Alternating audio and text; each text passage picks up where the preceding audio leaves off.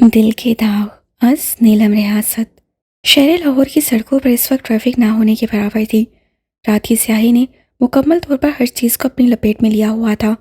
آوارہ کتے یہاں وہاں گلیوں چراہوں پر، کسی ریڑھی کے نیچے یا گھروں اور دکانوں کے دھڑوں پر پوری آزادی کے ساتھ پرسکون پڑے نیند پوری کر رہے تھے، جیسے انسانوں کے روپوش ہونے پر شکر ادا کر رہے ہوں۔ کچھ ادھر ادھر خفیہ مشن پر مصروف زبان نکالے آ جا رہے تھے۔ اسی خاموشی کو ایک سپورٹس بائک تیر کی طرح تیزی سے چیرتی ہوئی گزر گئی۔ اس پر بیٹھے سوار نے کالی جینس کا کالی ہی لیدر کی جیکٹ پہنے ہوئے تھا، اپنا چہرہ ہیلمٹ میں چھپایا ہوا تھا۔ وہ اس بات سے یقیناً لا علم تھا، ان سے سڑکوں کی رکھوالی کرنے والے عزت دار شہریوں کی نیند حرام کی تھی۔ ایک کتے نے غصے سے منہ اٹھا کر دور ہوتی سرخ الکلوتی بتی کو گھورا اور دوبارہ سر گرا کر لیٹ گیا۔ وہ بائک ایک قبرستان کے باہر رکی۔ سوار نیچے اترا، آگے ہینڈل کے ساتھ بندھا پھولوں کا بیگ کھولا، ہیلمٹ اتار کر ہینڈل کے اوپر رکھا، بکھرے بالوں کو ایک ہاتھ سے سنوارتا ہوا قبرستان کا دروازہ وا کر کے اندر چلا گیا۔ شہر خاموشہ میں رگوں میں اتر کر چونکا دینے والی وحشت تھی۔ ویسے ہی وحشت اس شخص کے چہرے پر موجود تھی، وہ جیسے ہر خطرے، ہر ممکن حادثے سے بے نیاز ہو کر آیا تھا۔ وہ جب بھی آیا ہمیشہ رات کے وقت ہی آیا تھا۔ وہ جانتا تھا بہت سال گزر جانے کے باوجود بھی اس کے دشمن اس کے پیروں کے نشان ڈھونڈتے پھرتے تھے، اور وہ ان کو یوں ہی خوار کرتے رہنا چاہتا تھا۔ جبڑے کی ہڈی سختی سے بھینچنے کی وجہ سے تھرک رہی تھی، آنکھوں میں گہری لالی، بھاری بوٹ ایک جگہ رک گئے، کہیں پر الو بولا تھا۔ قریب کے ایک درخت پر سے کوئی جانور اتر کر تیزی سے دوسری سمت میں بھاگا۔ اس کی توجہ اس جانب نہیں تھی، بلکہ سامنے موجود ایک ساتھ لائن میں بنی 3 قبروں پر تھی۔ اس کے بس میں نہ تھا، ورنہ قبروں میں سو جانے والوں کو کسی طرح سے صحیح سلامت اپنے سامنے کھڑا کر لیتا۔ یہ اس کے دل کے حصے یہاں پڑے تھے، اس کی ساری دنیا انہی 3 لوگوں کے گرد گھومتی تھی، اور وہی تینوں چھین لیے گئے۔ وہ آج تک اسی مقام پر کھڑا تھا، جیب میں سے ٹارچ نکال کر باری باری تینوں قبروں کو اپنے ہاتھ سے صاف کیا۔ ایک پر تھوڑا سا سوراخ نظر آ رہا تھا، اس سے پھولوں کا بیگ ایک جانب رکھا، قبر کے باہر لگے مٹی کے ڈھیر میں سے مٹی لا کر قبر پر ڈالی، اس کے بعد پانی کا چھڑکاؤ کر کے پھول چڑھائے۔ اتنے زیادہ پھول ڈالے یہاں تک کہ تینوں قبروں کی مٹی پوری طرح سے چھپ گئی۔ پیروں کی جانب کھڑے ہو کر اس سے دعا میں ہاتھ اٹھائے۔ وہ قبروں کے مکین بے شک خوش نصیبوں میں سے تھے، ان کے دنیا سے چلے جانے کے بعد بھی کسی کو ان سے اتنی محبت تھی، کوئی اتنے خطرے کے باوجود ان کو ملنے آنا نہیں بند کرتا تھا، جبکہ کچھ لوگ زندہ تابندہ ہوتے ہوئے بھی تنہا ہوتے ہیں، کوئی ان کی خبر لینا بھی گوارا نہیں کرتا۔ وہ قبرستان سے نکلا تو گھڑی کی سوئیاں آدھا گھنٹہ آگے جا چکی تھیں۔ اس نے ایک نظر آسمان کی جانب سر اٹھا کر دیکھا، آسمان بادلوں سے گھرا ہوا تھا، چاند کا دور دور تک کوئی سراغ نہ تھا، ہوا چلنا شروع ہو چکی تھی، نہ جانے آج آنے والے بادل برسنے تھے یا اس نوجوان کے آنسو کی طرح بغیر برسے ہی خشک ہو جانے تھے۔ وہ بھاری دل اور بوجھل قدموں سے بائک تک آیا، ہیلمٹ پہنا، بائک کو کک ماری، پہلی کک پر ہی اس میں زندگی دوڑ گئی۔ ایک الوداعی نظر قبرستان پر ڈالی، اگلے پل ہوا سے باتیں کرتا وہاں سے نکل گیا۔ ہتھن دفن جنہاں نو کریے تے لے گئی آس انہاں دی۔ اس کا تو دماغ ہی گھوم کر رہ گیا تھا۔ ایک کمزور اور بوڑھی سی مائی اس آفت کے پرکالے کو ہاتھوں ہاتھ لے گئی تھی۔ 2-4 دھمکیاں یا 3-4 آنسوؤں کے ساتھ سنائی گئی بے بسی کی کہانی تو شاید ہی اسے اپنے دشمن کی ہونے والی بہو سے شادی کرنے پر راضی کرتی، مگر ان پہ مائی اللہ رسول صلی اللہ علیہ وآلہ وسلم کا واسطہ لے کر میدان میں اتری اور اسے چاروں جانب چت کر گئی۔ وقت زیادہ ہوتا تو شاید وہ کچھ اور سوچتا، مگر ایک آخری 24 گھنٹے بچے تھے۔ اپنی جیب سے موبائل نکال کر مائی کے حوالے کیا۔ آپ ایک معمولی سے قابل قبول صورت کے الیکٹریشین کے حوالے اپنی بیٹی اپنی مرضی سے کر رہی ہیں، یہ بات مت بھولیے گا، اور اگر کوئی پھڈا ہوا تو میں نے صاف کر جانا ہے۔ ہو سکتا ہے آپ جس کے ساتھ میرا نکاح پڑھوانا چاہ رہی ہیں میں عین وقت پر اسے بہن ہی بول دوں، اس سے ایک دفعہ پھر سوچ لیں۔ بوا نے اس کی ساری بات سنی، ایک دفعہ سر سے لے کر پیروں تک اس کا سارا جائزہ لیا اور سر اس بات میں ہلا دیا، مجبوری کے وقت تو مردار بھی جائز ہوتا ہے، یہ تو پھر جیتا جاگتا انسان تھا۔ جب کسی طرح سے بھی مائی اپنی بات سے نہ ہٹی تو اس سے بھی زیادہ بحث نہ کی۔ اسی دن شام کے وقت ایک نامعلوم مقام سے اپنا ہی نمبر ملاتے وقت ایک مولوی اس کے ساتھ تھا۔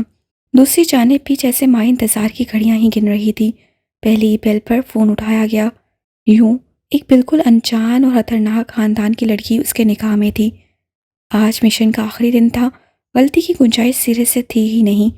ٹارگٹ اس کے سامنے تھا، وہ پوری طرح سے اپنا کام کرنے کے لیے تیار بھی تھا، مگر وقت نہیں مل رہا تھا۔ بارات کیا آئی، رنگ و نور کا سیلاب ہی تھا۔ وہ جس موقع کی تلاش میں تھا آخر آ ہی گیا۔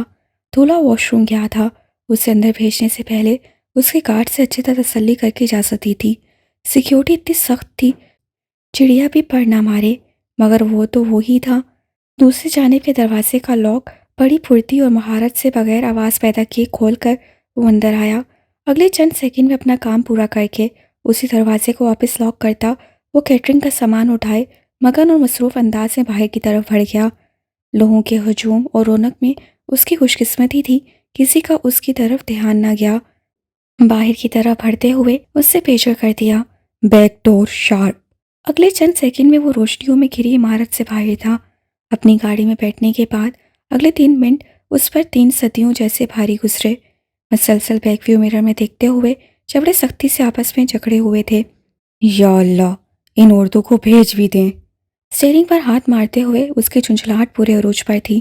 اگلے 40 سیکنڈ تک وہ اندھیرے میں گھورتا رہا، تبھی 2 ہیولے گاڑی کی جانب آتے دکھائی دیے۔ چابی کے اوپر اس کی گرفت مضبوط ہوئی، پر جو ہی ہیولے قریب آنے پر کچھ واضح نظر آئے وہ گاڑی سے باہر تھا۔ پچھلا دروازہ کھولا اور بوا کے ساتھ لگے کھڑے وجود کو بازو سے پکڑ کر پھینکنے کے انداز میں اندر بیٹھاتے ہی دروازہ بند کر کے بوا کی طرف مڑا۔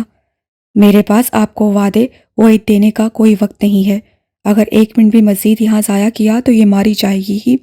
مجھ غریب کی بھی شامت آ سکتی ہے، اور آج تو میں گولی چلانے کے موڈ میں ہرگز نہیں ہوں، اس لیے اب بس دعا کریں۔ اوکے، اللہ حافظ۔ بوا کو حیران چھوڑ کر یہ جا وہ جا، مین روڈ پر جانے کی بجائے وہ اندرونی گلیوں سے بڑی مہارت سے گاڑی بھگائے لے جا رہا تھا۔ رات ہونے کی وجہ سے گلیاں تقریباً سنسان پڑی تھیں۔ گاڑی کی سپیڈ نارمل ہی رکھی تاکہ کسی کی نظروں میں آئے بغیر شہر کی حدود سے باہر نکلا جا سکتا۔ شہر سے باہر 1 گھنٹے کی مسافت کے بعد گاڑی سڑک سے اتار کر ایک سنسان حویلی نما اجاڑ عمارت کے احاطے میں روک دی۔ اپنی سیٹ سے اتر کر ایک سمت کو بڑھ گیا، سوائے چاند کی چاندنی کے وہاں اور کوئی روشنی نہ تھی۔ تھوڑے سے فاصلے پہ ٹوٹے سے ورامدے میں ایک اور گاڑی کھڑی تھی، وہ ابھی اس طرف ہی گیا تھا۔ گاڑی پہ ڈالا ہوا کور ہٹا کر ڈکی میں موجود ایک بیگ نکالتے ہی واپس آیا۔ بیک سیٹ کا دروازہ کھول کر نیچے کو جھکا تاکہ اندر بیٹھے وجود کا جائزہ لیا جا سکے۔ دوسری طرف اس پہ نظر پڑتے ہی سالہ کی چیخ نکل گئی۔ چھوٹے چھوٹے بال، موٹے موٹے بھنویں، چھوٹے چھوٹے بال، موٹے موٹے بھنویں، اوپر سے سیاہ لباس پہ اپنا لشکارے مارتا رنگ بھی شاہ کالا۔ سامنے والے 2 دانت منہ سے باہر بیٹھے تھے۔ فوراً بوا سے شکوہ پیدا ہوا، اندھیری رات میں انجان منزلوں پہ روانہ کرتے ہوئے میرا نجات دہندہ بھی ڈھونڈا تو یہ؟ آنکھوں میں آنسو لیے اسے نظریں جھکا لیں۔ دوسری طرف اسے ایک بے نیاز مگر بھرپور نظر اپنی منکوہا پہ ڈالی، جو کہ سرخ جوڑے میں فل برائڈل میک اپ اور جولری کے ساتھ آسمان سے اتری کوئی مخلوق معلوم ہو رہی تھی۔ اس کی جگہ کوئی بازوق انسان ہوتا، اس دوشیزہ کی شان میں کھڑے کھڑے ایک دیوان تو لکھ ہی دیتا، اور نہیں تو اپنی خوش نصیبے پر سجدہ بجا لاتا۔ او بھائی، میری لاٹری لگ آئی ہے۔ مگر اس انسان پہ ان باتوں کا کوئی اثر نہ ہونے والا تھا۔ باریک مردانہ آواز سی، تمہارے پاس کوئی اور لباس ہے؟ سالے نے سر نفی میں ہلا دیا، جس پہ وہ بڑبڑاتا ہوا مڑا، عجیب مصیبت ہے۔ سالے چاہ کر بھی نہ پوچھ سکی کہ کون۔ دماغ میں صرف ایک ہی فکر جاری تھی، اگر کوئی پیچھے سے آ گیا اور وہ لوگ پکڑے گئے تو۔ جتنی بھی قرآنی آیات یاد تھیں سارا راستہ ان کا ورد کرتی آئی تھی۔ 2-4 منٹ وہ واپس نہ آیا تو ویرانے میں نئی فکر نے آ لیا، کہیں مجھے چھوڑ کر تو نہیں چلا گیا۔ اس سے پہلے کہ بھوکلا کر بھاگتی مکانوں کے پیچھے سے آتا ہوا دکھائی دیا، دوبارہ اس کے سر پہ آ کر دھاڑا، تم ابھی تک ویسے ہی بیٹھی ہوئی ہو؟ تو اور مجھے کیا کرنا تھا؟ اس بیگ میں ایک ٹراؤزر شرٹ موجود ہے، فوراً چینج کرو۔ کھلے دروازے سے بیگ اس کی جھولی میں پھینک کر ایک دفعہ پھر ہٹ گیا۔ سالے نے ہاتھ تیز تیز چلاتے ہوئے سارا زیور اتار کر سیٹ پہ رکھا۔ اندھیرے میں ٹٹول ٹٹول کر بیگ میں سے کپڑے نکال رہی تھی۔ اچانک گاڑی کے اندر کی لائٹ روشن ہونے پر سالے کی پھر سے چیخ نکل گئی۔ او خدا کا نام لو بی بی اور جلدی کرو، نہیں تو میرے سسرالی ادھر میرے سر پر سلامتی دینے آتے ہی ہوں گے۔ سر پر سوار ہے اور سارا قصور میرا ہے۔ ہمیں اگلے 2-4 منٹ میں یہاں سے نکلنا ہے۔ میں گاڑی سٹارٹ کر رہا ہوں، فوراً آؤ۔ اس کے جاتے ہی سالے نے لائٹ واپس بند کر دی، جلدی سے لباس تبدیل کیا، لہنگا زیور وغیرہ سب بیگ میں ٹھونس کر دروازہ کھول کر باہر نکل آئی۔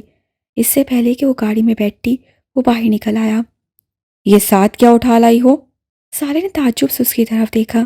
اس میں کپڑے اور جولری ہے۔ اس نے آ کر اس کے ہاتھ سے بیگ پکڑا۔ گولی مارو ان چیزوں کو، ادھر ہی چھوڑ دو۔ سالے کا دل ہی ڈوب گیا، فوراً ہاتھ بڑھا کر بیگ واپس کھینچ لیا۔ کیوں چھوڑ دوں؟ یہ میری امی کی جولری ہے، پہلے ہی میرے پاس ہے ہی کیا جو اب یہ بھی ادھر ویرانے میں پھینک جاؤں؟ ٹوٹواتی آنکھوں کے ساتھ بولنے بھی آئی تو بولتی چلی گئی۔ سامنے والا جی بھر کے حیران ہوا۔ کیا جوڑا بھی تمہاری اماں کا ہے؟ سالے نے نظر پھیر کر نفی میں سر ہلایا، بولی مگر پھینکوں گی وہ بھی نہیں۔ بیگ کو مضبوطی سے تھام رکھا تھا۔ کیوں؟ وہ سب کی انتہاؤں پر تھا، جبکہ وہ بولی کیونکہ اس کی مالیت 20 لاکھ ہے، میں اسے بیچ کر کسی غریب کی مدد کر دوں گی۔ سامنے والے نے ایک دفعہ سر سے لے کر پاؤں تک دیکھا اور شروع ہو گیا۔ میرے پاس ابھی پھول ہوتے نا مدر ٹریسا تو میں تمہارے سنہری آدرش کی داد تم پہ پھول پھینک کر دیتا، یا تمہاری طرح کسی حاتم تائی کی اولاد ہوتا تو ابھی اپنے مزاریوں کو حکم دیتا اسی جگہ اس عظیم لڑکی کے اعزاز میں اس کا مجسمہ بنایا جائے۔ پجاری کو مرتے سمے بھی اس دنیا کی غریبوں کا اتنا خیال ہے، پر بدقسمتی تمہاری کہ میں حد سے زیادہ خود غرض ہوں اور تمہارے اس 2 ٹکے کے کپڑوں کے پیچھے اپنی جان کا نذرانہ پیش نہیں کر سکتا، اس لیے اپنی ماں کی یاد سینے سے لگاؤ، باقی سب یہیں چھوڑ کر جاؤ۔ ایک تو الفاظ اتنے سخت، اوپر سے آگ برساتا لہجہ۔ سالے نے جولری والا ہینڈ بیگ لے کر دوسرا بیگ اس کے حوالے کر دیا۔ گاڑی میں بیٹھنے کے بعد ناراض نظروں سے باہر دیکھا، جہاں اس نے بیگ گاڑی کے اندر رکھا۔ سارا تیل چھڑکنے کے بعد تیل والی بوتل بھی گاڑی کے اندر ہی پھینکتے ہوئے آگ لگا دی۔ وہ تقریباً دوڑتا ہوا اپنی نئی گاڑی کی جانب آیا۔ گاڑی کا انجن پہلے ہی سٹارٹ تھا۔ اس نے اندر بیٹھ کر کلچ پر پاؤں رکھا، گیئر میں ڈالتے ہوئے گاڑی کو آگے بڑھا دیا۔ جتنی سپیڈ سے وہ جی ٹی روڈ تک آیا، اپنے پیچھے آگ کے شعلوں کے ساتھ ساتھ گرد و دھول کے بلند ہوتے بادل چھوڑ آیا۔ بیک ویو مرر سے ایک نظر پیچھے نظر آتے دھوئیں کو دیکھ کر اس نے اللہ کا نام لے کر گاڑی کی سپیڈ مزید بڑھا دی۔ دیکھتے ہی دیکھتے سارے مناظر پیچھے رہ گئے، گاڑی آگے ہی آگے بڑھتی چلی گئی۔ پچھلی سیٹ پر بیٹھی سالے باہر پھیلے اندھیرے کو دیکھ دیکھ کر اکتا جاتی تو نظریں سیاہ بالوں پہ ٹک جاتی، وہاں سے ہٹ کر کبھی اسٹیئرنگ پر مضبوط گرفت پہ پھٹکتی، کبھی سنجیدہ سے سائڈ پوز سے الجھ جاتی۔ وہ اب تک اس آدمی کی اصل شکل و صورت دیکھنے میں ناکام ہوئی تھی، مگر وہ اس کی نظریں تو دور اس کے وجود سے ہی بے نیاز نظر آ رہا تھا۔ یوں ہی اندر باہر دیکھتے نہ جانے کب وہ نیند کی وادی میں اتر گئی، اسے خود بھی علم نہ ہوا۔ اوئے ہیلو میڈم، او یارا زندہ بھی ہو کہ لڑک گئیں؟ اس کو نیند میں جو ہی احساس ہوا کہ کوئی اٹھا رہا ہے، سالہ نے پٹ سے آنکھیں کھول دیں۔ گاڑی کے اگلے پچھلے سب دروازے کھلے ہوئے تھے، ارد گرد اتنا شور تھا کان پڑی آواز سنائی نہ دے۔ وہ خود اس وقت ساری سیٹ پہ بے ترتیبی سے پڑی ہوئی تھی۔ کچھ پل تو لگے صورتحال کو سمجھنے میں، کیونکہ کچھ لمحے پہلے وہ اپنے بیڈ روم میں بہت خواب تھی۔ آنکھ کھلی تو سب ختم، دن ابھی طلوع نہیں ہوا تھا، مل جگہ سا اندھیرا روشنی کی راہ روکنے میں مصروف تھا، مگر روشنی پھر بھی چیٹ رہی تھی۔ وہ کوئی سروس اسٹیشن تھا جہاں زیادہ تر ٹرک اور ٹرک ڈرائیور ہی نظر آ رہے تھے، ہر کوئی مصروف تھا۔ ایک سائٹ پر ٹرک دھوئے جا رہے تھے، کوئی کھانا کھا رہا تھا، کوئی ابھی تک محو خواب تھا۔ ٹرک کا ہارن بجا اور وہ اپنی جگہ سے اچھل پڑی۔ توبہ ہے، کون سی جگہ ہے یہ؟ اوہ، وہ کدھر گیا؟ جوڑے سے نکل کر بکھرے بال ایک ہاتھ سے کانوں کے پیچھے ٹھوستے ہوئے گاڑی سے باہر نکل آئی۔ اب وہ کالا سا لمبا سا کلین شیو والا آدمی ڈھونڈنا تھا۔ اسی وقت وہ بوتل کے جن کی طرح حاضر ہوا اور اسے دیکھتے ہی کاٹ کھانے کو دوڑا تو سالے بے اختیار 2 قدم پیچھے ہٹی۔ کیا افیم کھائی ہوئی تھی؟ اتنا شور ہے، اوپر سے کوئی 10 دفعہ میں نے تمہیں ہلایا پر کوئی ہوش ہی نہیں، اور یہ تمہارا جوتا اور چادر کدھر ہے؟ ایسے ہی منہ اٹھا کر باہر نکل آئی ہو؟ خود تو وہ ہاکی ٹراؤزر اور گہری براؤن شرٹ میں پورا حبشی لگ رہا تھا، مگر سالے کا حلیہ کافی مذاق خیز تھا۔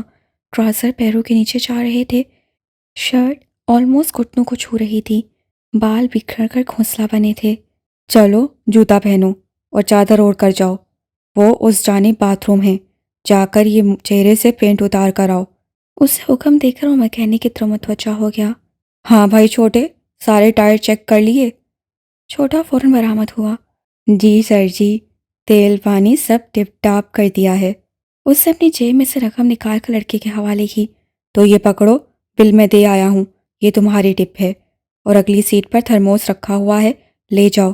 کھانے کا جو میں نے آرڈر دیا ہے اس کے ساتھ یہ بھی بھر لانا۔ اپنی بات پوری کر کے گاڑی کے دروازے بند کرنے کی نیت سے پلٹا تو سامنے اسے کھڑا پایا۔ غصہ ہی چڑھ گیا۔ تم ابھی تک ادھر کیوں کھڑی ہو؟ سالے کے چہرے پر میلے میں بچھڑے ہوئے بچے جیسے تاثرات تھے۔ اپنی بے بسی پر جی بھر کے رونا آیا۔ آنسو تیزی سے گالوں پر پھیلنے لگے، جنہیں ہاتھ کی پوچھ سے رگڑ کر صاف کرنے سے سارا گال پر مسکارے اور لائنرز کی سیاہی پھیل گئی۔ جوتا پہنو۔ سالے نے نفی میں سر ہلایا اور آنسو کے درمیان بولی، جوتے بیگ میں چل گئے۔ اس سے سالے کو اگنور کیا۔ گاڑی کے سب دروازے بند کرنے کے بعد ڈگی میں سے سائز 12 کے جوتے اور ایک عدد مردانہ سکارف نکال کر اس کی طرف بڑھایا، جنہیں سالے نے کچھ بھی کہے بغیر پکڑ کر سکارف گلے میں اوڑھ لیا۔ جوتے بھی گلے میں ڈالنے کے قابل ہی تھے، مگر ان میں پیر ڈال کر اس کے پیچھے چل پڑی، جو کہ میری طرف آؤ کہنے کا بول کر مسجد کی جانب جا رہا تھا۔ وہ دروازے کے قریب رک گیا، سالے کو اندر جانے کا اشارہ کیا۔ اندر جا کر سالے نے لیٹرین کی حالت دیکھی تو فوراً وہیں سے واپس پلٹ آئی۔ آگے وہ دیوار بنا کھڑا تھا۔ واپس کیوں آئی ہو؟ اسے نظر چرائی۔ مجھے باتھ روم کی ضرورت نہیں ہے۔ وہ اس کو شکی نظروں سے گھور رہا تھا، پھر گہرا طنز مارا۔ کیا ہی اچھی بات ہوتی اگر غریبوں کا دم بھرنے والی مدر ٹریسا انہی کے لیے بنائی گئی سہولیات کا ایک دفعہ تو استعمال کرتی۔ سالے کی آنکھوں میں نمی چمک رہی تھی۔ ویل میڈم، مجھ سے امید مت رکھنا کہ میں کسی 5 اسٹار میں آرام کروانے کو رکوں گا، کیونکہ ابھی کافی سفر باقی ہے۔ اسے نفی میں سر ہلا دیا۔ جاؤ اپنا منہ دھو کر آؤ، جلدی نکلنا ہے۔ وہ ایک دفعہ پھر اس کے کہنے پر ایک طرف لائن میں لگے نل کی طرف بڑھ گئی۔ وہ اچھی طرح مل بھر کر چہرہ دھونے کے بعد سکارف سے ہی چہرہ خشک کرتے ہوئے مڑی اور اپنے ہی جوتوں سے الجھ کر پٹ سے اینٹوں کے فرش پر گر پڑی۔ مسجد کے چھوٹے سے صحن میں موجود تقریباً سبھی لوگ اس کی طرف متوجہ ہو چکے تھے۔ وہ جو باہر دروازے کے پاس کھڑا تھا، بادل نخواستہ اس کے پاس آیا، بازو سے پکڑ کر کھڑا کیا اور اسی طرح بازو سے پکڑ کر کھینچتا ہوا اپنے ساتھ لے کر گاڑی تک لایا۔ جوتے وہیں کہیں گر گئے تھے۔ جب وہ بیٹھ گئی تو اس سے پیک کیا گیا ہوا کھانا اور چائے کا تھرمس اس کی گود میں ڈال دیا۔ خود ایک دفعہ پھر ڈرائیونگ سیٹ سنبھال لی۔ میدانی علاقہ وہ لوگ کب کا پیچھے چھوڑ آئے تھے۔ انجانی راہوں پر گاڑی بغیر مسجد کو اسٹاپ کیے بھاگتی گئی۔ رستے میں کئی ٹول کراس آئے۔ موٹر وے پر جانے کی وجہ سے قریب کوئی آبادی یا دیہات نظر نہ آئے۔ 2-3 دفعہ اس کو پھر سے اونگ آ گئی، پر اس کو حیرت اس شخص پر تھی جو پچھلے کئی گھنٹوں سے مسلسل گاڑی چلا رہا تھا۔ اللہ اللہ کر کے آبادی نظر آئی۔ پہاڑی علاقہ، لباس اور چہرے سے لوگ پٹھان لگ رہے تھے، مگر وہ نہیں جان پائے کہ کون سا شہر ہے۔ مختلف گلیوں بازاروں سے ہوتی ہوئی گاڑی ایک گھر کے باہر رک گئی۔ ڈرائیور باہر نکلا اور اس کو اپنے پیچھے آنے کا اشارہ کرتے ہوئے گیٹ پر لگا تالا کھولنے لگا۔ بیٹھ بیٹھ کر ٹانگیں اکڑ گئی ہوئی تھیں، اس لیے فوراً چلنے میں دشواری ہوئی۔ اس دوران ساتھ والا جن کب کا باہر والا گیٹ اس کے لیے کھلا چھوڑ کر اندر جا چکا تھا۔ وہ بھی ارد گرد کا جائزہ لیتی ہوئی اس کے پیچھے آ گئی۔ گھر کے اندرونی حصے کا لاک کھول کر وہ اندر غائب ہو گیا۔ گیٹ اور اندرونی حصے کے درمیان زیادہ فاصلہ نہیں تھا۔ جب تک وہ اندر آئی وہ سارے گھر کا چکر لگا چکا تھا۔ اس کو آگے آ کر ہال میں رکھی کرسیوں میں سے ایک پر بیٹھنے کا اشارہ کیا۔ وہ کسی رپورٹ کی طرح حکم بجا لائی، لڑکی میری بات ذرا غور سے سنو، میں تمہیں اس گھر میں چھوڑ کر جا رہا ہوں۔ کتنے دن یہاں رہنا پڑے گا کچھ نہیں کہہ سکتا ہوں۔ گھر میں کھانے پینے کی ہر چیز موجود ہے، کھانا تو تم بنا ہی لیتی ہوگی، کوشش کرنا چھت یا باغیچہ وغیرہ میں نہ جاؤ۔ فون کی بیل ہو مت اٹھانا۔ اتنا یاد رکھو تم اپنی شادی سے بھاگ کر آئی ہو، اور یہ کوئی عام سے آدمی کی شادی نہیں تھی، اس ملک کے بہت بڑے سیاستدان کے بیٹے کی شادی تھی۔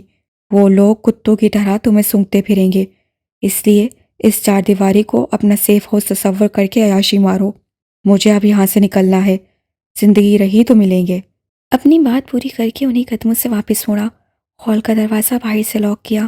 ساتھ ہی باہر گیٹ بند ہونے کی آواز آئی، پھر گاڑی کے انجن کی.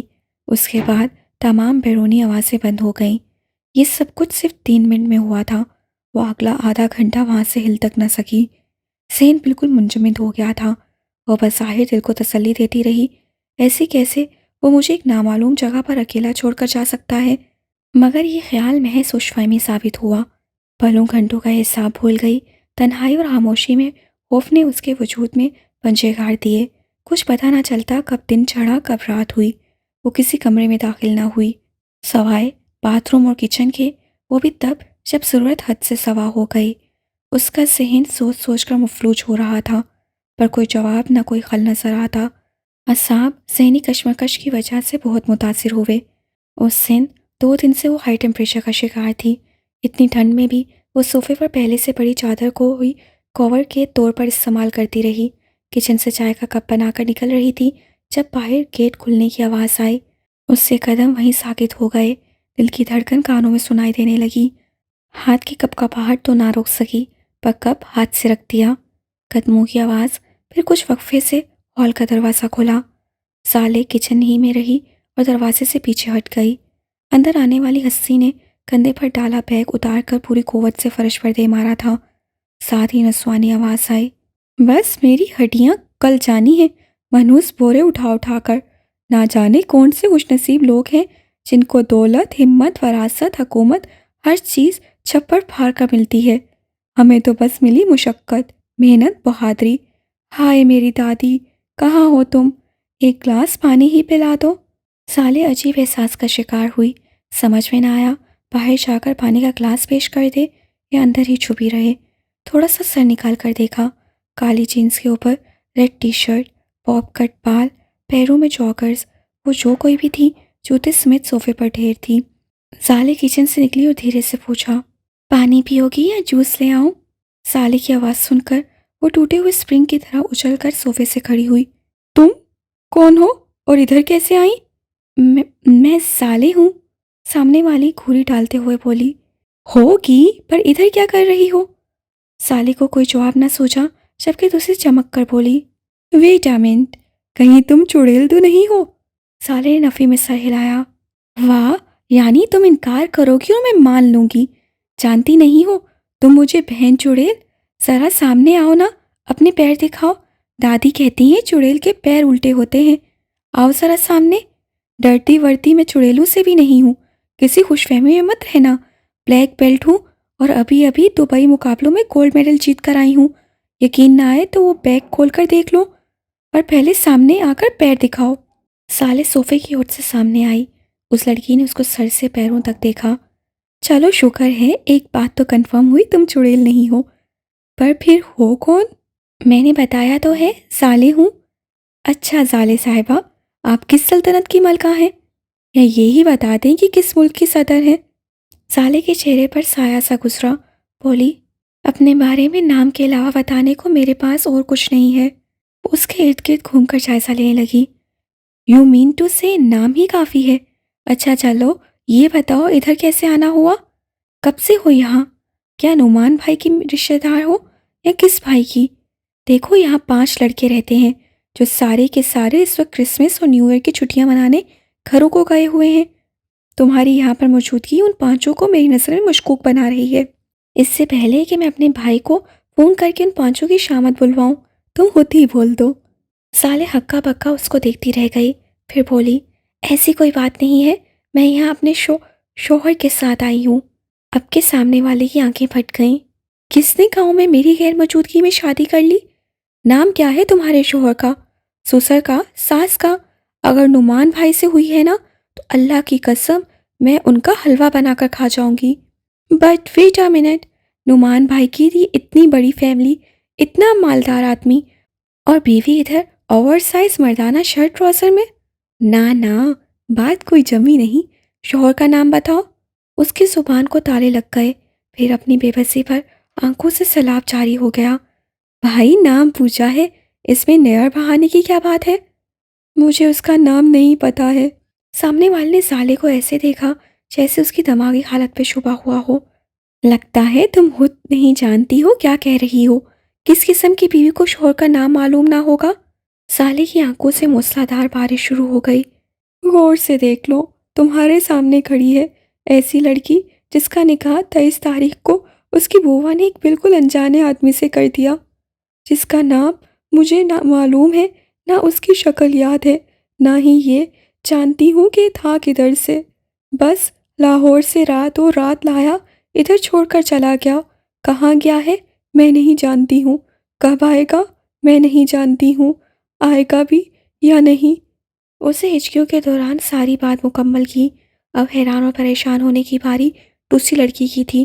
اس کو پھل بھر روتا دیکھتی رہی، جیسے یقین کر رہی ہو آنسو سچے ہیں یا مگرمچھ۔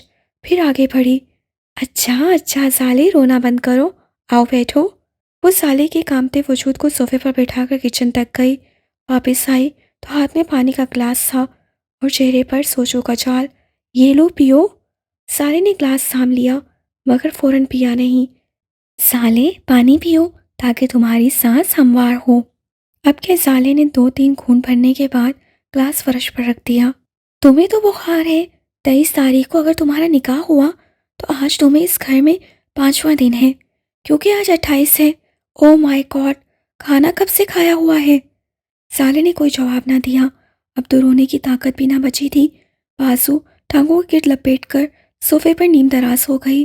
ایسا ہے کہ ہمیں کچھ پوائنٹس پر بات کرنی پڑے گی، مگر پہلے پیٹ پوچھا۔ کونے پر ایک فوڈ شاپ ہے، میں ان کو کال کرتی ہوں، چچا جی سے جو کہوں گی دے جائیں گے۔ بتاؤ کیا کھاؤ گی؟ میرا کچھ کھانے کو دل نہیں کر رہا۔ دل تو میرا تمہاری کہانی ماننے پر بھی نہیں کر رہا، پھر کیا کروں؟ تمہیں یہاں مرنے کو چھوڑ کر چلی جاؤں؟ سالے نے خوفزدہ نظروں سے اس کو دیکھا تو اس سے بنویز اچکا کر جتایا، پھر بولی، دیکھا تو چلو، میں بھی دل کی نہیں سنتی، تم بھی نہ سنو۔ اس وقت وہ کرتے ہیں جو ضروری ہے، پہلے زندہ رہو گی تو اگلا اسٹیپ اہم ہوگا۔ سو شاباش، بتاؤ کیا کھاؤ گی؟ دال چاول، نمکین گوشت، حلیم، نہاری، سب کچھ ملتا ہے۔ سالے نے صرف اتنا کہا، جو تمہیں پسند ہے وہی منگوا لو، پر میرے پاس پیسے نہیں ہیں، بلکہ کچھ بھی نہیں ہے۔ وہ ایک دفعہ پھر رونے کا پروگرام بنا چکی تھی۔ اچھا، اب پھر سے بوندا باندی نہ شروع کرنا، پہلے ہی بڑی ٹھنڈ ہے، تم نے تو کوئی ہیٹر بھی نہیں چلایا ہوا، کوئٹہ کی سردی سے واقف نہیں ہونا، اسی لیے یوں پڑی ہوئی ہو۔ سالے چونک کر اٹھ بیٹھی، کیا میں کوئٹہ میں ہوں؟ چلو، یعنی تمہیں یہی نہیں پتا کہ کس شہر میں ہو؟ نو ونڈر شوہر کا بھی کچھ علم نہیں۔ ویسے آپس کی بات ہے، کیا تم اسی صدی کی پیداوار ہو؟ سالے کا جواب سنے بغیر فون سٹینڈ کی جانب بڑھ گئی، کھانا آرڈر کر کے اس کی طرف واپس آئی۔ اٹھو، جب تک کھانا آتا ہے تم اپنا خلیہ بہتر کرو، اب یہ نہ کہتے نا کپڑے بھی نہیں ہیں۔ سالے نے نفی میں سر ہلا کر کہا، سچ کہہ رہی ہوں نہیں ہے۔ وہ اپنے فرش پر پھینکے ہوئے بیگ کی طرف جاتے ہوئے بولی، مجھے حیرت ہے کہ میں یہ سن کر حیران کیوں نہیں ہوئی ہوں۔ خیر، اسی لمحے سے تمہیں میری آمد کی اہمیت کا اندازہ ہونے والا ہے۔ اس کے ساتھ ہی اس نے بیگ کی زپ کھول کر سارا پینڈورا باکس کھول کر رکھ دیا۔ درمیانے سائز کا سوٹ کیس قسم کا بیگ اس وقت کسی منہاری کی دکان سا سامان پیش کرنے لگا۔ اس نے ایک بیگ سالے کی جانب اچھالا، اس میں ایک سوٹ ہے، بات کا تو علم ہوگا ہی کہاں ہے، بس فوراً سے نہا کر آؤ، سچی میں بڑی بھوک لگی ہوئی ہے۔ جہاز پر بھی نیند پوری کرنے کے چکر میں کھانا گول ہو گیا۔ سالے نے ہچکچاتے ہوئے بیگ کے اندر جھانکا اور نفی کرنا چاہی، یہ یقیناً تمہارا نیا لباس ہے، میں یہ نہیں لے سکتی، کوئی پرانا ہے تو وہ دے دو۔ وہ گھوری سمیت سالے کی جانب مڑی، سنا نہیں میں نے کیا کہا ہے؟ مجھے بھوک لگی ہوئی ہے، اب ادھر بحث نہیں کر سکتی ہوں، پرانے سارے کپڑے میں نے وہیں پھینک دیے، بیگ میں ان کی جگہ نہیں بچی تھی، اب جاؤ شاباش، جو کہا کرو۔ سالے مزید کچھ کہے بنا اٹھ گئی۔ ٹھنڈے پانی سے نہانے سے 14 کیا 15-16 یا جتنے بھی تھے سبھی تب روشن ہو گئے۔ اس کو کانپتے ہوئے آتا دیکھ کر ہی وہ ڈپٹ کر بولی، کیا ٹھنڈے پانی سے نہائی ہو؟ سالے نے منڈی ہلائی، اس کی آنکھیں پھیل گئیں اور غصے سے بولی، میری عمر جانتی ہو 23 سال ہے، اور ان 23 سالوں میں ایک دن بھی ٹھنڈے پانی سے نہیں نہائی، اور تم پہلے ہفتے ہی کوئٹہ کی سردی میں ٹھنڈے پانی سے نہائی، جبکہ تمہیں بخار بھی تھا۔ سالے کی سمجھ میں نہ آیا کہ کیا بولے، وہ ایک کمرے کی دروازے کی جانب بڑھتی ہوئی بولی، آ جاؤ، اس کمرے میں کھانا لگایا ہے، ہیٹر بھی ہے، آؤ۔ سالے اس کے پیچھے چل پڑی۔ کمرہ کارپیٹڈ تھا، فرش پر ایک دیوار کے ساتھ میٹرس پڑا تھا جس پر گہرے رنگوں کی چادر ڈالی گئی ہوئی تھی۔ پیروں کی جانب نرم کمبل رکھا ملا۔ کمرے میں اس کے علاوہ ایک الماری، ڈریسنگ ٹیبل اور ٹی وی موجود تھا۔ میٹرس کے آگے ہی کارپیٹ پر پلاسٹک شیٹ پر کھانا لگ چکا تھا، جسے دیکھتے ہی سالے کی سوئی ہوئی بھوک چمک اٹھی۔ کھانا کھانے کے دوران دونوں کے درمیان کوئی بات نہ ہوئی، دونوں نے ہی خوب جی بھر کر کھانا کھایا۔ کمرے میں ہیٹر کی وجہ سے سکون محسوس ہو رہا تھا۔ کھانے کے بعد اس نے سالے کو چائے کے ساتھ پیناڈول کی گولیاں دیں۔ جب دونوں مزے سے بیٹھ کر چائے پی رہی تھیں، سالے نے پوچھا، تم نے تو اپنا نام تک نہیں بتایا۔ وہ ہنستے ہوئے بولی، تم نے پوچھا ہی نہیں۔ اب اپنا ہاتھ سالے کی جانب بڑھا کر بولی، السلام علیکم سالے، میرا نام زینب خان ہے، سافٹ ویئر انجینئر بن رہی ہوں۔ اس کے علاوہ ہزاروں شوق ہیں جن میں سے سرفرس، جہاز اڑانا، کراٹے، کرکٹ وغیرہ وغیرہ وغیرہ۔ اتنے دنوں میں پہلی دفعہ اس کے لب مسکرا اٹھے، ساتھ ہی زینب کا بڑھا ہوا ہاتھ تھام لیا۔ وعلیکم السلام and nice to meet you Zainab. Zainab نے سینہ پھولا کر فخر سے کہا، دیکھا، مجھ سے مل کر کسی کو اچھا نہ لگے ممکن ہی نہیں ہے۔ سالے اس کی اس ادا پر مسکرائے بنا نہ رہ سکی، پھر سنجیدہ ہوتے ہوئے پوچھا، زینب، کیا یہ تمہارا گھر ہے؟ زینب جو کہ فلور کوشنز کے ساتھ نیم دراز آرام دہ حالت میں پڑی ہوئی تھی، نفی میں سر ہلاتے ہوئے بتانے لگی، یہ گھر میری دادی اماں کے نانا کا ہے۔ سمجھ میں نہیں آیا نا؟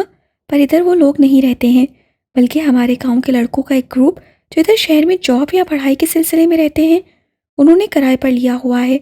میں اور لالا اس گھر کو کریش لینڈنگ کے وقت استعمال کرتے ہیں۔ جیسے میں آج دبئی سے آئی ہوں، گاؤں کو جانے والی بس شام 5-4 بجے جائے گی، ایک صبح 10 بجے جاتی ہے، تو 10 بجے والی میں نے مس کر دی، 4 بجے والی پر چلی جاؤں گی۔ زالے ہراساں ہو کر اٹھ بیٹھی، تو کیا تم چلی جاؤ گی؟ ظاہری بات ہے یار، پورا مہینہ ہو گیا گھر سے نکلے ہوئے، دادی میری تو بیچاری میرے ہجر میں عادی ہو گئی ہوں گی، میں تو خود بھی ان کے لیے بڑی اداس ہوں۔ کیا تم اکیلی ہی دبئی گئی ہوئی تھی؟ نہیں، میری پوری ٹیم ساتھ میں موجود ہوتی ہے، ہم ٹوٹل 3 لڑکیاں اور 4 لڑکے تھے، ساتھ میں ہمارے کوچ وغیرہ۔ ہاں، پر فیملی ممبر کوئی نہیں تھا۔ دونوں کے درمیان چند پل کی خاموشی چھا گئی۔ سالے دوبارہ سے اپنی سوچ میں جکڑی گئی۔ زینب جو بڑے غور سے اس کا جائزہ لے رہی تھی، سالے کی آنکھ میں آنسو مٹتے دیکھ کر زور سے گلا کھنگارتے ہوئے شروع ہوئی، دیکھو سالے، اگر جو کچھ تم نے اپنے بارے میں مجھے بتایا ہے وہ سب 100% سچ ہے، تو بہت بڑا مسئلہ ہے جس کا ایک ہی حل مجھے یہ نظر آ رہا ہے کہ تم یہاں رہ کر اپنے شوہر کے آنے کا انتظار کرو، مگر اس میں بھی بہت رسک ہے۔ چند دن بعد چھٹیاں ختم ہو جانے پر سارے لوگ واپس آ جائیں گے، پھر تم کیا کرو گی؟ زینب مزید بولی، بہت سارے سوال ہیں جن کا فوری جواب نہ تمہارے پاس ہے نہ میرے پاس۔ اتنا وقت ہے کہ میں جواب ڈھونڈ سکوں، اس لیے میں ایک ہی آفر کر سکتی ہوں، میرے ساتھ چلو، جا کر لالا اور نعمان بھائی سے بات کرتے ہیں۔ اب ظاہر ہے ہمیں تو کوئی علم نہیں، ہو سکتا ہے وہ آدمی کوئی چور ہو سکتا ہے ادھر جو رہتے ہیں ان میں سے کئی ہوں، یا ہو سکتا ہے ان کا کوئی دوست وغیرہ ہو، تو اتنی لمبی کھوج لگانے کے لیے ہمیں مین پاور کی ضرورت پڑ سکتی ہے۔ تمہارا کیا خیال ہے؟ وہ ایک دفعہ پھر ساروں قطار رو دی۔ میرا کیا خیال ہونا ہے زینب، میری بوا نے اپنی طرف سے مجھے ہر مصیبت سے بچانے کا حل نکالا تھا، مگر ادھر سب الٹ ہوتا نظر آ رہا ہے۔ پہلے کم از کم میں اپنے گھر میں تو موجود تھی۔ زینب نے بے چینی سے وال کلاک کی طرف دیکھا۔ دیکھو سالے، جو بھی فیصلہ لینا ہے جلدی لو، 2:45 ہو گئے ہیں، 4 بجے بس نکلتی ہے، ہمیں 3:30 تک اسٹیشن پر ہونا چاہیے، ورنہ بس نکل جائے گی۔ اب تم فیصلہ کرو، ادھر اکیلی بیٹھ کر شوہر کا انتظار کرنا ہے یا میرے ساتھ میرے گاؤں جانا ہے؟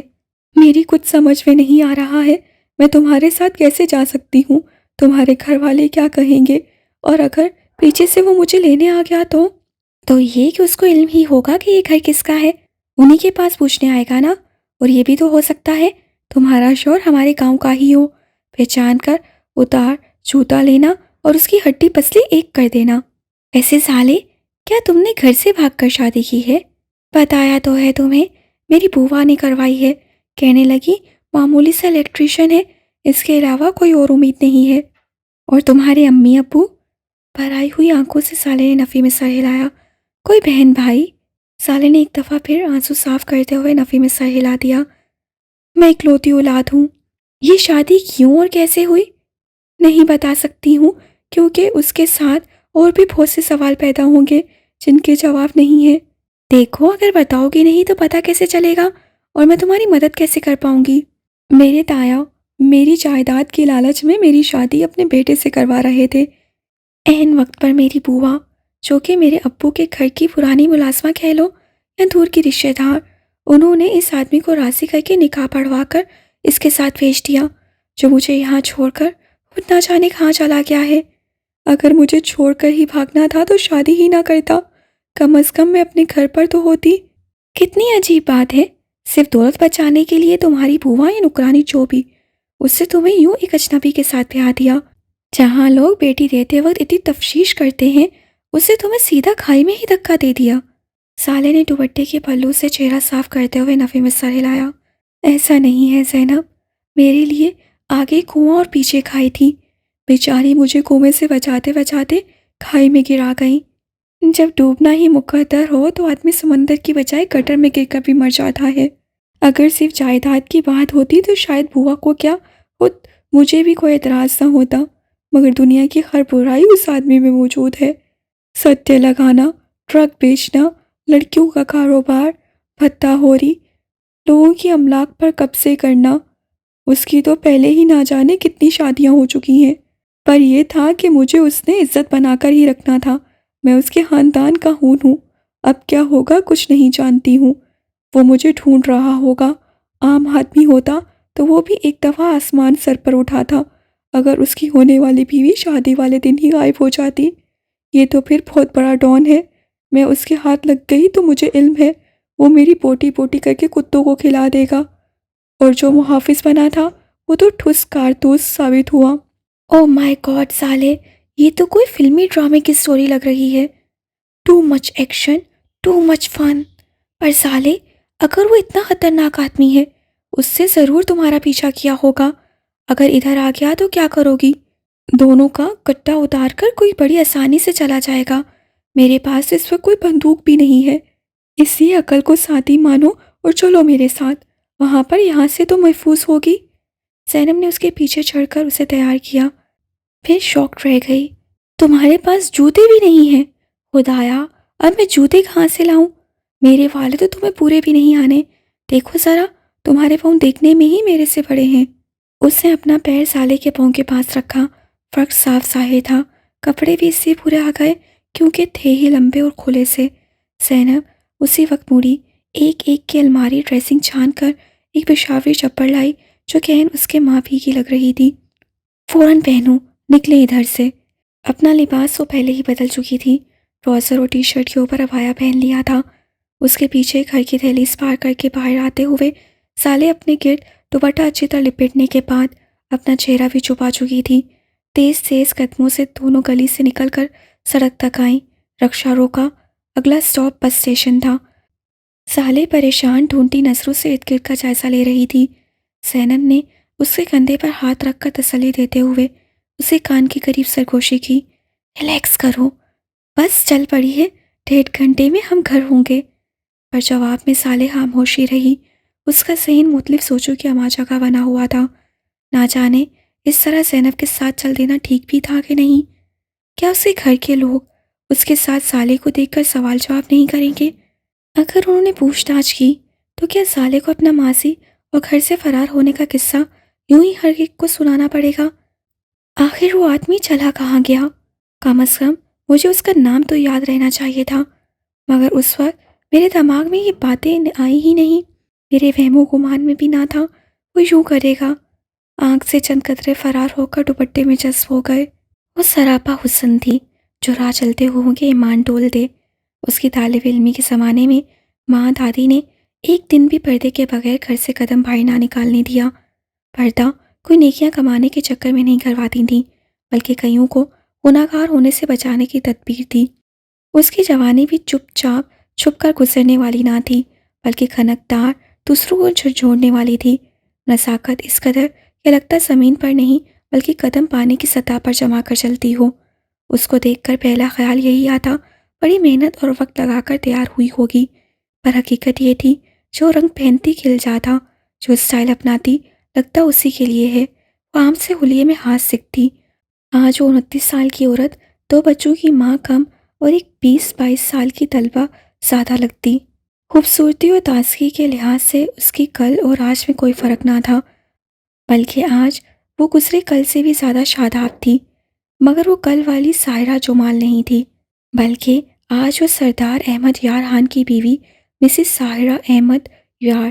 اس کی شخصیت میں پائی جانے والی تمکینت کی ایک وجہ یہ بھی تھی، وہ جمال علی گیلانی کی اکلوتی بیٹی تو تھی ہی، پر سرداروں کی بڑی بہو بھی بنی۔ باپ نے اگر سکھ و شانتی کے ساتھ جھولے میں جھولا کر پالا تھا، تو دوسری طرف احمد یار خان بھی منہ میں سونے کا نوالہ لے کر پیدا ہوا تھا۔ شاید یہ کوئی قانون ہے کہ جب سب کچھ بن مانگے بن چاہے مل جائے تو انسان یوں ہی ناشکرا اور منکر ہو جاتا ہے۔ اس کی دوست کا آج ولیمہ تھا، بارات اور مہندی میں شرکت نہ کر پائی تھی، اس لیے بھی آج آنا لازمی تھا۔ اسکن اور میرون امتزاج کی کام والی شارٹ شرٹ کے ساتھ اسکن رنگ کا ٹخنوں سے اٹھ کر ران کا نظارہ کرواتا پاجامہ، ساتھ میں ہیل، ایک کندھے پر لاپرواہی سے رکھا میرون دوپٹہ، ہاتھ میں میرون پاؤچ، دونوں بازوؤں میں، ایک میں سونے کی موٹی موٹی نفیس چوڑیاں، دوسرے بازو پر گولڈن راڈوں کی گھڑی، کھلے بالوں میں سے کبھی کبھی جھانکتے ہوئے میرون بڑے بڑے نگوں والے جھمکے، لائٹ ہلکا سا میک اپ، خوشبو لوٹاتے وجود کے ساتھ جب اسٹیج پر دوست کو مبارکباد اور گفٹ دینے آئی، اس دوران ان گنت نگاہوں کا مرکز صرف وہی تھی۔ ابھی وہ وہاں کچھ پل دوست کے ساتھ بیٹھتی، مگر دور ہال کے دروازے سے باہر کسی کی ایک جھلک دکھائی تھی، جس سے نہ صرف سائرہ کی دھڑکن بڑھا دی، بلکہ سوچے سمجھے کی صلاحیت بھی چھین لی۔ کیمرے کی آنکھ اور لوگوں کے تجسس کو فراموش کر دی، تیز قدموں سے ہال سے باہر آئی۔ رات کے 9:30 کا وقت ہونے کے باوجود میریٹ کا احاطہ روشنیوں میں نہایا ہوا تھا۔ پارکنگ میں موجود اپنی گاڑی کا لاک کھولتا، یقیناً وہ کوئی اور نہیں وہی تھا۔ پل ساکت ہو گئے، آنکھوں کی پتلیاں جامد ہو گئیں۔ اس ایک چہرے کو ساحرہ احمد یار نے کہاں کہاں نہیں ڈھونڈا، کوئی بازار، چوراہا، چوک، محلہ نہیں چھوڑا تھا جہاں اس شخص کے نام کا پرچار نہ کیا ہو، مگر یہ کہیں نہ ملا، اور آج اتنے سالوں بعد یوں دکھائی دے گیا۔ وہ بھرائی ہوئی آنکھوں سے اس کو روکنے کی خاطر اسے جانے پڑی تھی، مگر دوسرے لمحے یہ آگاہی ملی وہ اکیلا نہ تھا، اس کے ساتھ ایک پیاری سی عورت اور 8 سالہ بچی تھی۔ اسے پاپا کہہ کر اپنی طرف آنے والی لڑکی کی گال پر پیار کرنے کے بعد اپنے برابر والی سیٹ ادا کر دی۔ تو کیا اس نے شادی کر لی؟ یہ خیال ناک بن کر اس کو ڈھس گیا، قدم آگے بڑھنے سے انکاری ہو گئے۔ چہرے پر دکھ کی ایسی کیفیت جاگی کہ جن پلوں میں وہ پلٹ رہی تھی، اس آدمی کی نظر اس پر پڑ گئی۔ اس کو دیکھ کر اس کی وہی کیفیت ہوئی تھی جو کچھ دیر پہلے ساحرہ کی ہوئی، مگر اس سے پہلے وہ اپنی گاڑی سے نکلتا وہ اپنے ڈرائیور کے ساتھ وہاں سے جا چکی تھی۔ السلام علیکم آغا جی، احمد یار غرض کر رہا ہوں۔ وعلیکم السلام احمد، ہم پہچان گئے ہیں، سناؤ بچے اور تم سب ٹھیک ہو؟ جی آغا جی، اللہ کا احسان ہے۔ اگر احسان ہے تو احمد تمہاری آواز میں یہ تھکاوٹ کیسی؟ وہ مشہور سی ہنسی ہنسیا۔ پتہ نہیں آغا جی کیوں، پر تھکاوٹ میرے ریشے ریشے میں اتر کر دن بدن مجھے کھوکھلا کرتی جا رہی ہے۔ اس کے لہجے میں بولتے دکھ نے باپ کے سینے کو چھلنی کر دیا تھا۔ احمد، تم اس عورت کو چھوڑ کیوں نہیں دیتے ہو؟ آغا جی، اس کو چھوڑ دینے سے اگر میرے دل کے زخموں کا علاج ہوتا تو کب کا میں یہ کام کر چکا ہوتا۔ احمد، تمہارے ساتھ ہونے والی زیادتی کے لیے میں اور تمہاری ماں کبھی بھی خود کو معاف نہیں کر سکتے، کیونکہ بالآخر وہ پسند تو ہماری تھی۔ میں آپ سے لاتعداد مرتبہ درخواست کر چکا ہوں آغا جی، پلیز یوں سوچ کر خود کو اذیت نہ دیا کریں، ہے اب آپ کی پسند اتنی بھی بری نہیں ہے۔ اس سے بات میں مزاح پیدا کرنا چاہا۔ بس تھوڑی موٹی اور نک چڑی ہے۔ ہاں، ساتھ میں بے حس، ظالم و نافرمان بھی، میرے ہیرے سے بیٹے کے دل کو توڑنے والی بدبخت عورت۔ دوسری طرف فون پر بی جان آ گئی تھی، وہ دھیرے سے احتجاج کرتا بولا، بی جی ایسا نہ کہیں، میرے بچوں کی ماں ہے، اگر انہوں نے آپ کے الفاظ سن لیے تو معصوم فرشتوں کے دل کو ٹھیس پہنچے گی۔ احمد یار میرے جگر کے ٹکڑے، ہمارے معاشرے کا مرد تیرے سا صابر اور تحمل مزاج نہیں ہوتا۔ لوگ کہتے ہیں سردار احمد یار خان اپنی بیوی کو 12 سالوں میں بھی قابو نہ کر سکا۔ بیجی، لوگ تو پاگل ہیں، میں تو جانوروں کو قابو کرنے پر یقین نہیں رکھتا، اور یہاں تو ایک جیتے جاگتے سانس لیتے وجود کی بات ہو رہی ہے۔ بیجی، انسان کو اللہ پاک نے اشرف المخلوق بنایا ہے، عقل فہم دے کر فرشتوں سے اس کو سجدہ کروایا ہے۔ کیا میں اس کے ساتھ اس وجہ سے سخت رویہ اپناؤں کہ وہ میرے آنے پر میرا ہنس کر استقبال نہیں کرتی؟ میرے بچوں کی خاطر اس کے پاس 2 گھڑی وقت نہیں ہے، وہ ان کی تعلیم و تربیت میں دلچسپی نہیں رکھتی، وہ سال کے 6 مہینے اپنے بچھڑنے والوں کو یاد کر کے روتی ہے، اور باقی کے 6 ماہ دن رات پارٹیاں اڑا کر اپنا دکھ بھلانے کی کوشش کرتی ہے۔ وہ تو پہلے ہی کوشش کر رہی ہے، اس میں مزید کچھ کہنے کی تو ضرورت ہی نہیں ہے۔ اور بیجی، یا آپ کا احمد اتنا کیا گزرا ہے کہ بیوی کو مار پیٹ کر اس کے دل میں اپنی محبت پیدا کرے؟ وہ اندازہ بھی نہ کر سکا کہ اس کی یہ شکستہ سوال ماں کے دل پر کیسے قیامت ڈھا گیا تھا۔ ان کی آنکھیں احمد کے غم میں نم ہو گئیں۔ خیر، نہ جانے کیوں ہمیشہ ہمارے درمیان ہونے والی گفتگو ایک ہی رخ اختیار کر جاتی ہے۔ بیجی، میں نے آپ کو فون اس لیے کیا تھا، مجھے آپ کی مدد کی ضرورت ہے۔ ساحرہ اپنے والدین کی طرف گئی ہوئی ہے، کوئی علم نہیں کب واپس آتی ہے۔ ادھر گڑیا کو بڑا تیز بخار ہے، آپ پلیز اس کے پاس آ جائیں۔ میری کل ایک اہم میٹنگ ہے، نہیں تو آپ کو زحمت نہ دیتا۔ اچھا بس کر دو احمد یار، تمہیں ماں کے ساتھ تو کم از کم اتنا فارمل ہونے کی ضرورت نہیں ہے۔ آ جاؤں گی میری جان، ماں قربان اپنے بچوں پر۔ تم نے گڑیا کو دوا وغیرہ دلوائی؟ جی، 7 بجے سے اسی کو بہلا رہا ہوں، ابھی دوا کے زیر اثر سو گئی ہے، تبھی اس کے پاس سے اٹھ کر آیا ہوں۔ یوں اچانک بخار کیسے آ گیا؟ ابھی پچھلے ہفتے تو بالکل ٹھیک 80 بولتی اس کو چھوڑ کر آئی ہوں۔ ڈاکٹر نے بتایا موسمی تبدیلی کی وجہ سے وائرس کیچ کر گئی ہے، اینٹی بائیوٹک کا کورس دیا ہے، انشاءاللہ جلد ٹھیک ہو جائے گی۔ انشاءاللہ، تم فکر نہ کرو، مجھے اسی وقت فون کر دیتے تو میں آ جاتی۔ ابھی نہ تو محمد یار گھر پر ہے اور ڈرائیور بھی چلا گیا ہے، تم ایسا کرو اپنا ڈرائیور بھیج دو، میں ابھی آ جاتی ہوں۔ نہیں بیجی، آپ صبح آرام سے آ جائیے گا، میں ڈرائیور بھیج دوں گا، رات کو میں اس کے پاس سو جاؤں گا۔ احمد یار، میرے لال، میں جانتی ہوں تم بہت اچھے باپ ہو، اپنی بیٹی کی خاطر ساری رات جاگ کر بھی گزار لوگے، چاہے صبح تمہیں کتنے ہی ضروری کام کیوں سر انجام نہ دینے ہوں۔ پر میرے شہزادے، اپنی ماں کے دل کا بھی تو سوچو، کیسے ساری رات آرام سے رہ سکوں گی اگر میرا بچہ بے آرام رہے گا؟ تم بھیجو ڈرائیور کو، میں انتظار کر رہی ہوں۔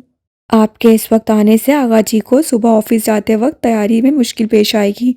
تمہارے آغا جی اب چھوٹے سے بچے تو نہیں ہیں، نوکروں کی فوج ان کے اشاروں پر کام کرتی ہے، میں تو صرف لڑائی جھگڑے کے وقت کام آتی ہوں۔ آج بھی لے کر بیٹھے ہوئے تھے تمہارے بہنوئیوں کی باتیں، بس سکتے نہیں ہیں، ہر وقت سر کھپانے کو تیار ہوتے ہیں، اس لیے ان کی فکر ہی نہ کرو۔ ویسے بھی محمد یار بھی تو ہے گھر پر، تم جلدی سے بھیجو ڈرائیور۔ میری گڑیا کہہ رہی ہوگی اماں نہ جانے کدھر کھپ گئی ہیں۔ وہ اپنی ماں کے پیار پر دھیرے سے مسکرا دیا۔ جو حکم، ابھی بھیج دیتا ہوں، اوکے، خدا حافظ۔ فون رکھ کر ارد گرد نظر دوڑائی، پاس کوئی نوکر نظر نہ آیا، خود ہی چلتا ہوا باہر کی طرف آ گیا۔ رشید، جی آقا سردار جی، یار ذرا جا کر بیجی کو لے آؤ، وہ انتظار کر رہی ہیں۔